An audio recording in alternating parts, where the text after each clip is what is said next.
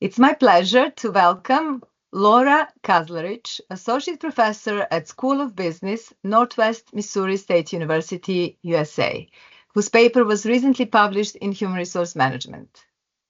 The paper title is Work-Related Intimate Partner Violence, or WIPV, a systematic review and feminist conceptual analysis. Laura's co-author was Professor Michelle Greenwood from Monash University, Australia. Laura, welcome to the interview with me with HRM. Thank you so much for having me. Why is this study important? What is the problem that led you to research this? We look at work-related intimate partner violence and how it affects, and we focus primarily on the women. Work is so integral to the lives of the victims and the survivors, both with varying outcomes. So work can actually be a refuge, a haven for a victim or a survivor, but it can also be a significant hazard. And when you look at the numbers of women that it affects, if you look at the statistics and do the math, we think that approximately 20% of all women in the workplace are being impacted by this, with 10% of all women experiencing really significant negative outcomes because of it.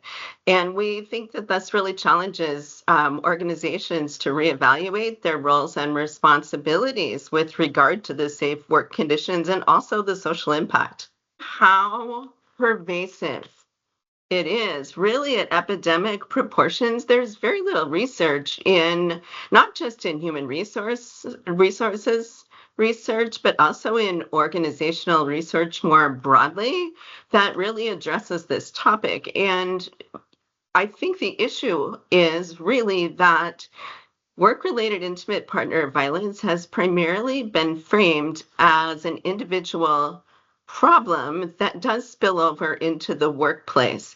It's kind of an issue of it's too personal for the workplace, but yet it's too professionally disruptive and costly to ignore. And that's really what led us to this, is this understanding of what is the organization's responsibility, what is human resources responsibility with regard to this topic. What did you find? Our research question was in two parts. The first part, which corresponded to our systematic review, is when it comes to work-related intimate partner violence, what do we know and what don't we know?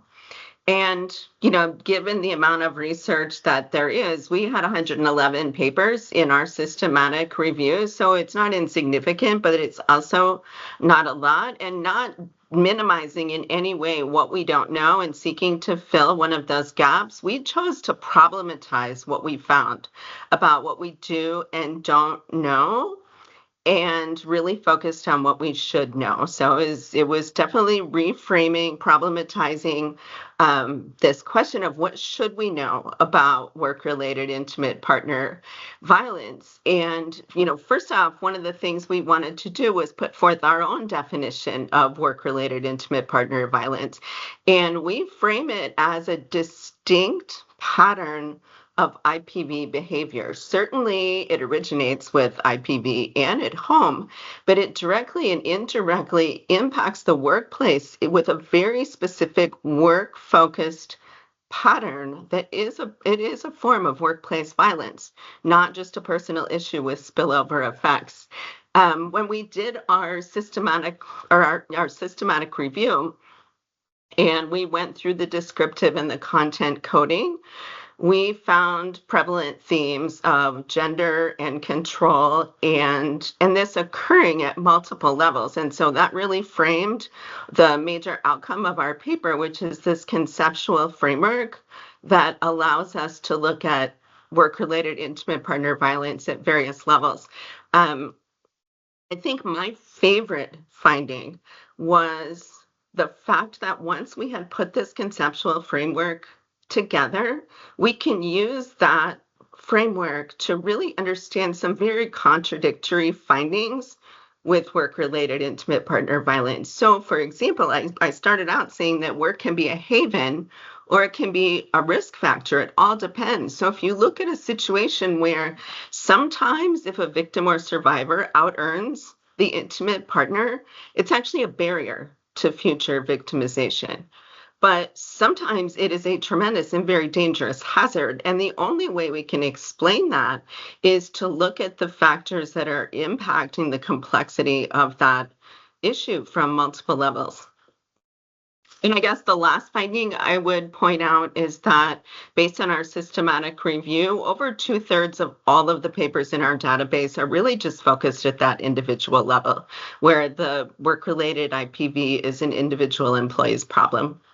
Why does that matter theoretically? So when it comes to reframing work-related intimate partner violence as a systemic issue, not an individual's problem that affects the workplace, but usually has pretty undesirable outcomes. It's actually a systematic issue, a societal issue that is grounded in gender and inequality and power.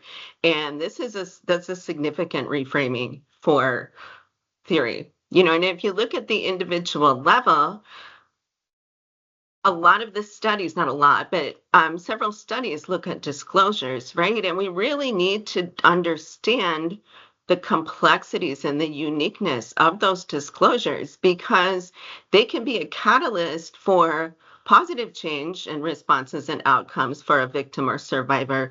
They can also put that victim or survivor's life at risk in many ways. And so we really need to understand that. We need to understand, when we do research on this topic at the individual level, how that can impact the victim or survivor. At an organizational level, we really need to look at work-related IPV as workplace violence, not just spillover from home. And when it comes to the level of society, there's so many things we can learn about how we can mitigate this phenomenon. Labor union, legal provisions, and not that nothing is known, but there's just so much more we can know and should know. Which actually leads me to the final question, and that is, what do your results mean for HR policy or the practice of HR? I think that the issue is strategically crucial, pivotal, very, very important for HRM, because not only at the individual interaction in the organizations, but HRM has the capacity in so many ways strategically to impact what is acceptable in society, what is acceptable in the organization, and can really have a big voice in terms of how is gender framed in the organization, how is workplace violence framed in the organization. And so I think it's a very, very important question for policy. One of the reasons that we chose feminist framing for our conceptual framework is because thinking in that way very much combines the thinking and the action. It's like, yes, we can theorize about it, but it's not finished until we actually act on it. And HRM plays a very pivotal role with this. Even the most well-intended policies, practices, trainings in this area with the victims and survivors can have really dangerous unintended consequences. We need to understand the uniqueness and the complexity and the risk of employee disclosures. And disclosure is not a goal. Disclosure is certainly not a goal. We need to understand that within the organizations. We need to understand the changing nature of workplaces, making sure that with the increase in remote work, that human resources is equally available to those employees who are working remotely as if they were working on location.